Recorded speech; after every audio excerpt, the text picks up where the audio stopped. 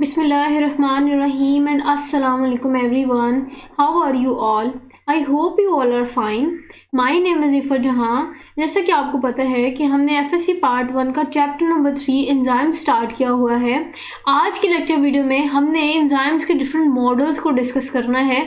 आपको पता है कि दो मॉडल्स हैं, लॉक एंड की मॉडल और इंड्यूस फिट मॉडल. ये जो मॉडल्स हैं ये आपने अपनी क्लास 9th में भी आपने चैप्टर नंबर 6 में जो है एंजाइम्स वाले चैप्टर में डिटेल से डिस्कस किया. आज भी हमने उन्हीं चीज़ों का जो है वो डिस्कस करना है, लेकिन थोड़ी सी जो है वो डिटेल आज डिस्कस करेंगे. चलिए स्टार्ट करते हैं. आज हमने डिस्कस करना है models which explain enzymes action. वो मॉडल्स जो एंजाइम्स एक्शन को जो है वो एक्सप्लेन करते हैं, आज हमने उन मॉडल्स को जो है वो स्टडी करना है. मूव ऑन करते हैं हम अपनी स्लाइड की तरफ, जो कि आप अपनी स्क्रीन पे देख सकते हैं. मैं थोड़ा सा आपको ओवरव्यू दे दूं पहले प्रीवियस क्लास का. आपने प्रीवियस क्लास में भी इन दोनों मॉडल्स को जो है वो डिटेल से डिस्कस किया था. आपको पता था कि आपने पढ़ा था लॉक एंड की मॉडल भी आपने ऑलरेडी पढ़ा हुआ है. आपको पता है कि लॉक एंड की मॉडल का जो एक्टिव साइट है वो रिजिड होता है, और दूसरा जो है वो इंड्यूस फिट मॉडल है. उसका आपको एक हिंट पता है कि इंड्यूस फिट मॉडल का मतलब कि ये थोड़ा जो है वो फ्लेक्सिबल होती है इनकी एक्टिव साइट, और जो है वो अपने आप को इंड्यूस कर लेता है, थोड़ा सा जो आप कह सकते हैं मॉडिफाई कर लेता है अकॉर्डिंग टू द आप कह सकते हैं specific shape of the substrate. तो ये जो था थोड़ा सा मैंने आपको प्रीवियस नॉलेज का ओवरव्यू दे दिया. अब हम स्टार्ट करते हैं आज के हमारे टॉपिक की तरफ, और जो कि हमने पढ़ना है लॉक एंड की मॉडल. क्या होता है? Models which explain enzymes action. पहले मैं आपको बता दूं कि ये जो मॉडल्स है ना ये बिल्कुल ऐसे नहीं है. इन मॉडल्स को हम कहते हैं कि ये जो मॉडल्स हैं हाइपोथेटिकल मॉडल्स हैं. हाइपोथेटिकल मॉडल्स इसलिए कहते हैं क्योंकि इनकी कोई एग्जिस्टेंस ऐसे नहीं होती. ये ख्याली मॉडल्स हैं.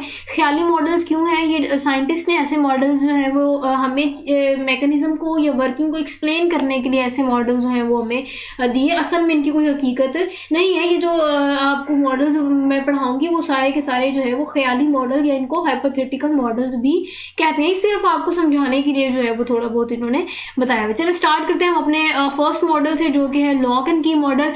ये किस साइंटिस्ट ने दिया? ये एक ईमेल फिशर साइंटिस्ट था. इसने 18 जो है वो 90 में इसको जो है वो प्रपोज दिस मॉडल. उसने ये मॉडल जो है वो हमें दिया, और इस मॉडल के अकॉर्डिंग आपको नाम से अंदाजा होगा लॉक एंड की मॉडल. जैसे आपको स्ट्रक्चर माइंड में होगा कि लॉक का जैसे स्ट्रक्चर होता है या की का जैसे स्ट्रक्चर होता है, ये सारे का सारा मॉडल आपको स्ट्रक्चर को समझने के बाद ही समझ आ जाएगा कि जैसे आपको पता है कि लॉक का एक स्पेसिफिक शेप होती है और की भी चाबी की भी एक स्पेसिफिक शेप होती है, और आपको ये भी पता है कि एक स्पेसिफिक की से या एक स्पेसिफिक चाबी से एक खास ताला ही आप खोल सकते हैं.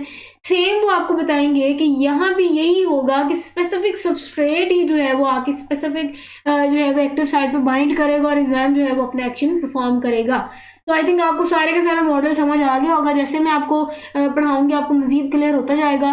देखिए लिखा हुआ है कि अकॉर्डिंग टू दिस मॉडल के ईमेल फिशर्स के मॉडल के अकॉर्डिंग वो कह रहे हैं कि एज जैसा कि वन स्पेसिफिक की can open only a specific lock, कि जैसे एक खास चाबी जो है वो खास ताले को खोल सकती है. सिमिलरली इसी तरह a specific enzyme can transform into या transforms only one substrate into products. कहते हैं कि इसके मॉडल के मुताबिक, इसने जो बात की थी ना उसके मुताबिक वो कहता था कि जैसे खास चाबी से खास ताला खोल सकते हैं. कहता है कि यही वजह है कि खास एंजाइम जो हैं उसमें सबस्ट्रेट जो है वो खास प्रोडक्ट में ही चेंज हो सकते हैं. मतलब खास आप कह सकते हैं कि शेप वाला सबस्ट्रेट हो और ख़ास शेप वाला ही एक्टिव साइट हो. जब ये दोनों बाइंड करेंगे तभी जो है वो वर्किंग जो है वो प्रोसीड करेगी. चलिए मैं आपको इसका स्ट्रक्चर जो है जो हमें ईमेल फिशर ने दिया इसका वो मैं आपको समझा दूं तो आपको मजीद क्लियर हो जाएगा. ये आप देख सकते हैं ये एंजाइम्स का उसने ग्लोबुलर स्ट्रक्चर दिया कि एंजाइम का कुछ ऐसा ग्लोबुलर स्ट्रक्चर है, और ये जो आपको साइड नज़र आ रही है इसको हम एक्टिव साइट कहते हैं.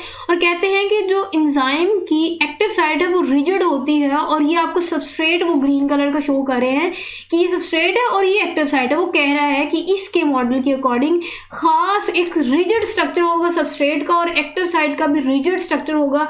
ये दोनों को दोनों स्ट्रक्चर स्पेसिफिक होंगे, खास शेप वाइज होंगे और रिजिड होंगे. ये दोनों आपस में फिट हो जाएंगे. अब आप अंदाज़ा लगा लें कि एक्टिव साइट के जो आप शेप देख सकते हैं वो ऊपर जो सबस्ट्रेट है उसी के शेप के अकॉर्डिंग ही मॉडिफाई किया हुआ है, और वो वहीं जाके फिट होगा और एक एंजाइम सबस्ट्रेट कम्प्लेक्स बनेगा, और उसके कम्प्लेक्स बनने के बाद जो है वो हमें स्पेसिफिक प्रोडक्ट देगा. यही जो है वो इसके पूरी की पूरी मॉडल की जो है वो डिटेल है. आप देख सकते हैं कि यहाँ वो कहते हैं कि स्पेसिफिक शेप का एंजाइम जो है वो या सबस्ट्रेट जो है वो स्पेसिफिक एक्टिव साइट के एंजाइम के साथ बाइंड किया, और क्या बना? हमें मिला एक एंजाइम सबस्ट्रेट कम्प्लेक्स मिला. उसकी कॉम्प्लेक्स बनने के बाद एंजाइम जो है वो सेपरेट हो जाएगा और जो प्रोडक्ट है वो हमें मिल जाएंगे, वही तो प्रोडक्ट हमें चाहिए थे।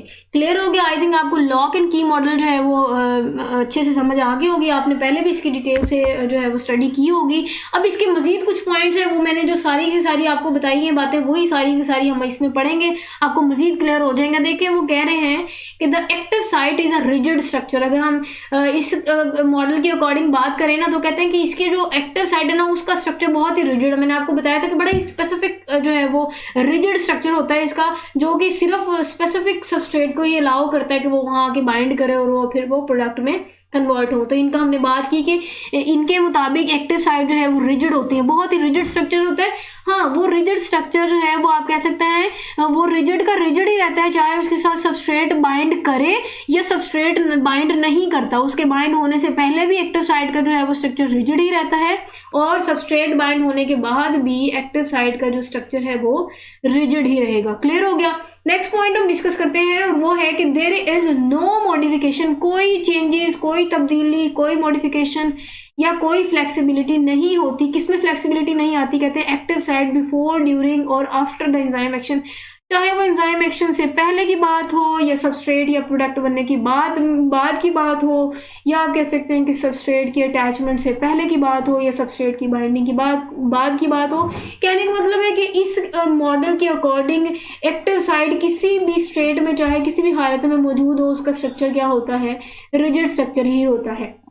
नेक्स्ट पॉइंट हम अपना डिस्कस करते हैं, वो है कि active site is used only as a template, कि एक्टिव साइट जो है वो टेम्पलेट के तौर पे एक्ट करता है और उन्होंने स्पेसिफिक जो है वो सबस्ट्रेट को ही बाइंड करवाना होता है ताकि हमें डिजायर्ड जो है वो प्रोडक्ट मिल सके।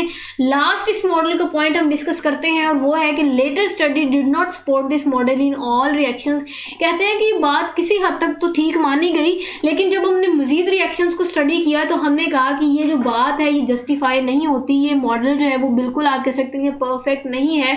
अब हम जब नेक्स्ट मॉडल डिस्कस करेंगे ना, इंड्यूस्ड फिट मॉडल, वो एक्चुअली इसी मॉडल में जो नेक्स्ट साइंटिस्ट होगा ना कोशलैंड, उसने इसी के मॉडल में थोड़ी सी मॉडिफिकेशन की और उसने हमें नया मॉडल दिया और हमने कहा कि ये जो मॉडल है ये सपोर्ट नहीं करता तमाम रिएक्शंस के लिए, ये इसी लिए हम नेक्स्ट मॉडल हमने दिया और हम नेक्स्ट मॉडल को जो है वो स्टडी करते हैं अपनी नेक्स्ट स्लाइड में। चलें जी, अब हमारा नेक्स्ट स्लाइड है और उसमें हमने देखना है कि इंड्यूस फिट मॉडल क्या होता है। इसको हैंड्स एंड ग्लूव मॉडल भी बोलते हैं, और इसको किसने दिया, किस साइंटिस्ट ने दिया, वो आपको यहाँ मेंशन कर दिया मैंने कि कोशलैंड एक साइंटिस्ट था, उसने 1959 में हमें ये जो है वो मॉडल दिया। कैसे मॉडल दिया, वो क्या जो है वो चेंजेस आई, या इसका इस मॉडल का पिछले मॉडल लॉक एंड की मॉडल के साथ क्या लिंक है, वो सारी चीज़ें जो है मैं आपको इस स्लाइड की जितने पॉइंट डिस्कस करूँगी उसके साथ मैं बताती जाऊँगी। कहते हैं कि on the basis of new evidences, के नए सबूतों के मुताबिक, ये जब हमने नए नए रिएक्शंस जो स्टडी किए तो हमें अंदाजा हुआ कि ये बात जो ईमेल फिशर ने कही कि एक्टिव साइट खास रिजिड स्ट्रक्चर ही होता है, कोई मॉडिफिकेशन या फ्लेक्सिबिलिटी नहीं होती, ये बात किसी हद तक जो है वो जस्टिफाई नहीं कर सकी हर रिएक्शंस में। इसीलिए एक साइंटिस्ट ने, कोशलैंड साइंटिस्ट था, उसने 1959 में हमें नया मॉडल प्रपोज किया और वो मॉडिफिकेशन ही की, उसने उसको लॉक एंड की मॉडल को ही मॉडिफाई करके हमें नया मॉडल दिया जिसको हम इंड्यूस फिट मॉडल या हैंड्स एंड ग्रूव मॉडल भी कहते हैं। अब इसके मॉडल के मुताबिक क्या था, कहता है कि when a substrate combine with an enzyme it induces change in the enzyme structure. वो कहते हैं कि इसके मुताबिक जो एक्टिव साइट है ना, उन्होंने पहले कहा था लॉक एंड की मॉडल में कि वो जी बहुत ही रिजिड स्ट्रक्चर है, लेकिन इसके मुताबिक वो कहता है कि एंजाइम्स का जो एक्टिव साइट है ना वो रिजिड स्ट्रक्चर नहीं होता, बल्कि उसमें हल्की सी फ्लेक्सिबिलिटी आ जाती है, हल्का सा चेंजेस जो है वो इंड्यूस हो जाता है उस एंजाइम के स्ट्रक्चर में अकॉर्डिंग टू द नीड, या आप कह सकते हैं according to the substrate shape. Clear हो गया? आगे कहता है कि the change in structure enables the enzyme to perform its catalytic activity more effectively. कह रहे हैं कि अगर हम बात करें ना कि ये जो हल्का सा, हमने कहा कि फॉर एग्जांपल जब अब एक स्पेसिफिक सबस्ट्रेट ने बाइंड होना था हमारे एक्टिव साइट के साथ और उसकी शेप थोड़ी सी और थी और एक्टिव साइट की जो है वो शेप और थी, तो कहते हैं कि उसके अकॉर्डिंग जो है वो एक्टिव साइट अपने आप को चेंज कर लेता है, फ्लेक्सिबल, थोड़ा सा फ्लेक्सिबल होता है, मॉडिफाई कर लेता है। ये थोड़ी सी मॉडिफिकेशन जो एक्टिव साइट के स्ट्रक्चर में या एंजाइम के स्ट्रक्चर में आ रही होती है, ये एंजाइम की एक्टिविटी को या कैटालाइटिक एक्टिविटी को मोर इफेक्टिवली आप कह सकते हैं प्रोसीड करते हैं, बहुत ज़्यादा जो है वो इफेक्टिव हमें रिजल्ट प्रोवाइड करती हैं। इस स्लाइड का लास्ट पॉइंट डिस्कस करते हैं और इस मॉडल का भी लास्ट पॉइंट डिस्कस करते हैं जो आपकी बुक में लिखा हुआ है, और वो है कि according to this model enzymes are not rigid. इस मॉडल के मुताबिक एंजाइम रिजिड नहीं है। यही तो सारी चेंजेस हैं। और उस मॉडल के अकॉर्डिंग एंजाइम का जो एक्टिव साइट थी वो रिजिड थी, इन्होंने कहा कि रिजिड नहीं होती और इनफ्लेक्सिबल होती है। हल्की सी आप कह सकते हैं कि फ्लेक्सिबल होती है, बट आर मतलब कहते हैं कि रिजिड और इनफ्लेक्सिबल नहीं होती, बट आर कैपेबल ऑफ सब कंसीडरेबल इंटरनल मूवमेंट की हल्की सी जो है वो एक्टिव साइड में मूवमेंट देखी गई और वो अपने आप को मॉडिफाई करता हुआ नजर आया according to substrate shape. Clear हो गया?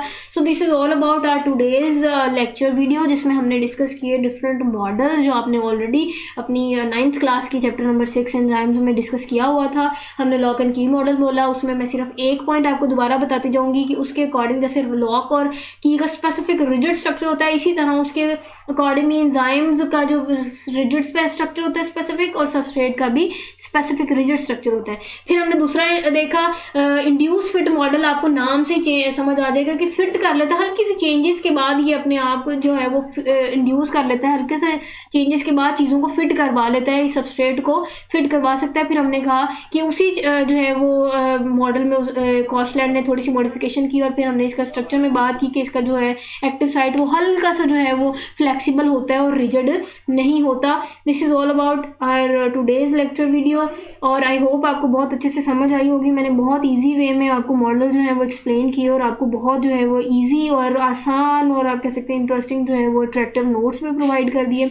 अपना बहुत सारा ख्याल रखिएगा। All the very best. मुझे दीजिए इजाज़त। अल्लाह हाफिज़।